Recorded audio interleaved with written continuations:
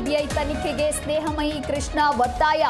ಇಂದು high court ಏಕಸದಸ್ಯ ಪೀಠದಲ್ಲಿ ಅರ್ಜಿ ವಿಚಾರಣೆ.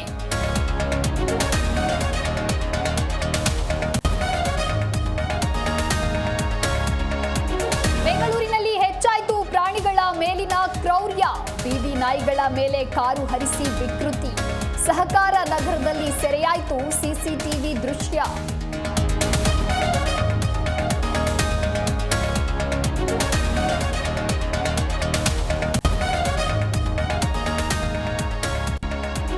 ಇಂದು ದೆಹಲಿಯಲ್ಲಿ ಎಐಸಿಸಿ ಕಚೇರಿ ಉದ್ಘಾಟನೆ. ಖರ್ಗೆ, ಸೋನಿಯಾ ಸೇರಿ 400ಕ್ಕೂ ಹೆಚ್ಚು ಗಣ್ಯರು ಭಾಗಿ.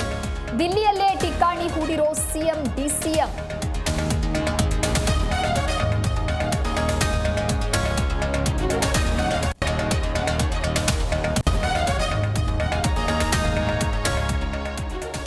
ಆಪರೇಷನ್ ಬಳಿಕ ಶಿವಣ್ಣ ಜಾಲಿ ಮೂಡ್. ಶಿವರಾಜ್ ಕುಮಾರ್ ಕಂಡು ಫ್ಯಾನ್ಸ್ ಫುಲ್ ಖುಷ್.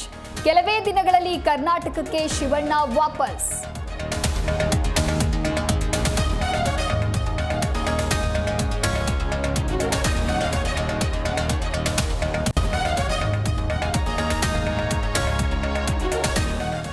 ಯುದ್ಧ ನೌಕೆ ಇಂದು ಸೇನೆಗೆ ಸೇರ್ಪಡೆ. ಪ್ರಧಾನಿ ಮೋದಿಯಿಂದ ಲೋಕಾರ್ಪಣೆ. ಮುಂಬೈನ ಡಾರ್ಕ್ಯಾರ್ಡ್ನಲ್ಲಿ ಸಮಾರಂಭ.